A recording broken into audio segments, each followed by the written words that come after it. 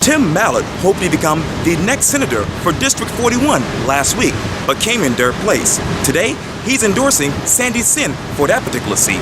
In this special edition of Quintin's Close-Ups, I speak exclusively with him one-on-one. Tim, it is so good to see you. Good to be back with you. I appreciate this. Sure. You know, as we sit here right now, a lot of people are thinking, you should have been in that runoff. Well, I would love to be. And Roy Maybank's a heck of a campaigner, and Sandy Senn. Right. And we had a real low turnout, and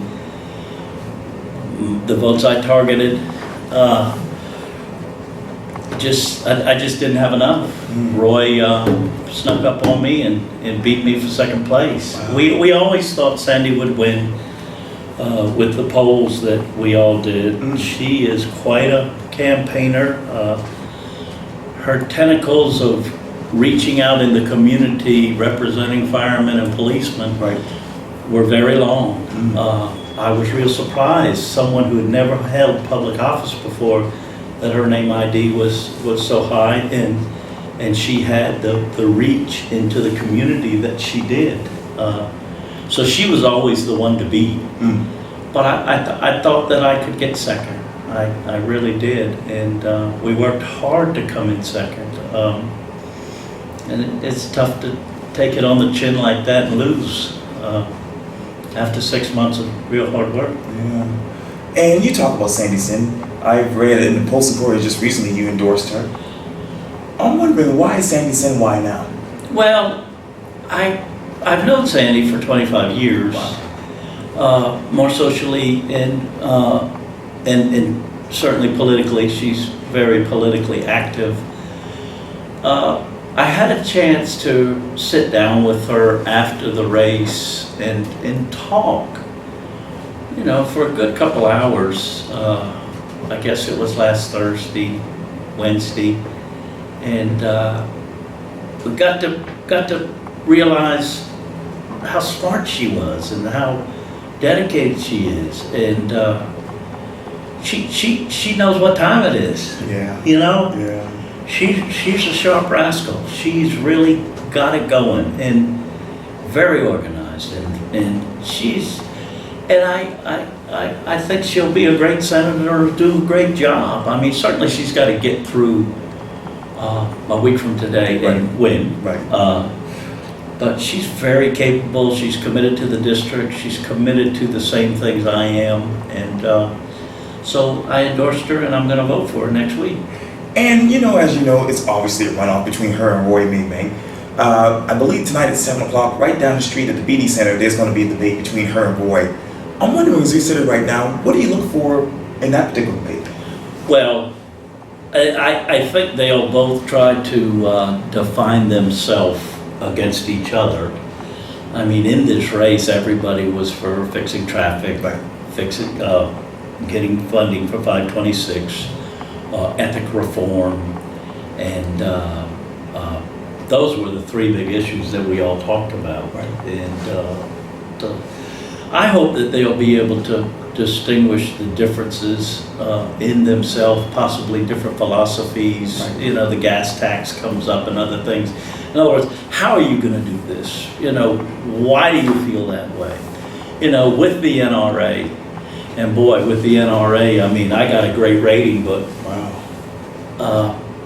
you know, with Emmanuel's 1 year anniversary and then the Orlando shooting, you know, that was a hot topic, and I took it on and told people about how I felt about it. You know, protect yourself about the with these NRA rights versus, you know, giving a gun to a crazy person. You know, that might not have been the best issue, and my timing on that was wrong. And I think some of the people did not vote for me because of my NRA stance. Tonight, I think they'll talk about Second Amendment and constitutional rights. And, you know, what are your... Roy's a big hunter, I'm a big hunter. You know, Sandy, you know, I'm looking for tonight for her to talk a little bit more about, you know, with guns and people and how she feels about that, versus just always saying, I'm for the Constitution, and I'm with the NRA, and so tonight, hopefully, that's what they can do, distinguish themselves on 4 or 5 of the real hot topics that are hitting our community and certainly hitting the nation right now. And speaking of which, another couple of topics that are going on right now in your district is the West Ashley bike lane test. Describe to me the following of that in one word. One word, West Ashley bike lane closing or coming into the city. You know, the folks West Ashley aren't for it. You know, I waved at the foot of the bridge and I saw 3 bicycle riders come in. In my opinion, I mean, I love these bike lanes. I love the Greenway. I love the path through Maryville that goes down to the Ashley where you can see the Citadel, and taking these old rail beds and turn them into really hot shot bike lanes and run lanes and walk lanes for our folks to get out and get healthy on, you know, and transportation. Sure. Not everybody can afford a car, and bikers want a bike. But closing the bridge lane, I just don't think the people that I represented, that I asked, what do you want? They said, don't close that daggone lane. I gotta get to town. I work at a medical university. Right. I work on Upper King. I work on Lower King. I work on Broad Street. Right. I'm at the aquarium. Don't close me. I need to get there. And you know, you can walk your bike over the southbound bridge. I don't know what we call that bridge. The T. Allen Legree Bridge is the northbound bridge. You can walk your bike over there. Right. And I just think for now, with this gridlock in this community, closing down a major lane on an artery that probably has 40,000 cars in a 2-hour period cross that bridge. Right. I don't think it's what we need for the majority. You know, we are always, you know, the transgender bathroom, this, that, you know, guns, bikes. We always give in to, you know, 3, 4, 2% and make the majority suffer because it might not be politically correct. Okay. I just think we got to look out for the majority more than we look out for the 2, 3, 4%. Hell, look at me. I didn't get 51%. They didn't let me move forward and become a senator. But we're always talking about the 2 or 3% of the folks that squawk and raise Cain and make noise, and the 97% seem to suffer a little bit. I don't believe that it's going to add 1 minute onto your commute. I mean, I've seen that traffic back up at River, Maybank, Johns Island. Right. I see it funnel into Folly Road. Right. I see it West Ashley backed up down St. Andrews Boulevard.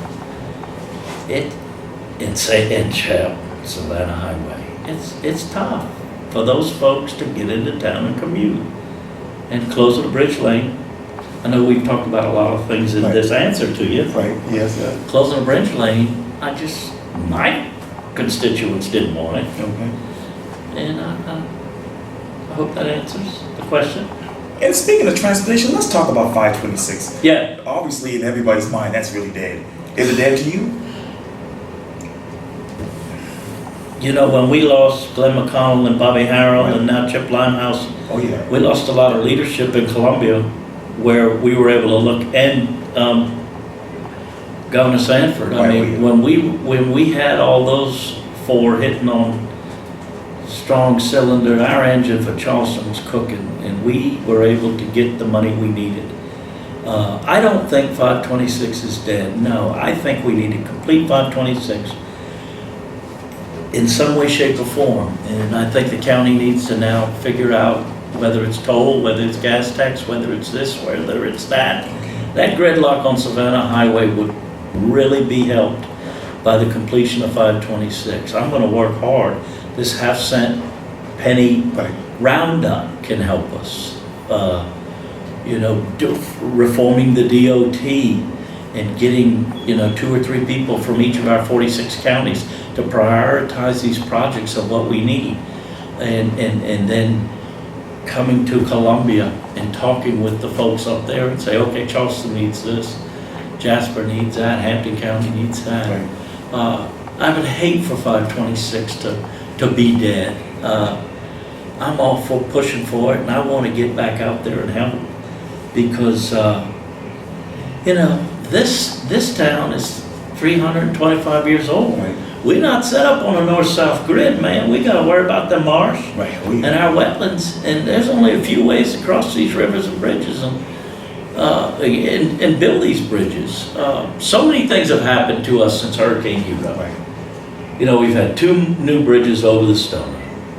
And I think the boys in Columbia said, well, y'all got Arthur Avenel Bridge, you got that bridge, you got that bridge.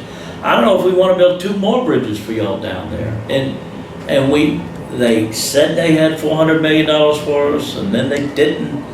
And now the infrastructure bank is starting to be challenged. So we might have to just take it on ourselves. If it's a toll, it's a toll. If it's a half-cent penny round up, so be it.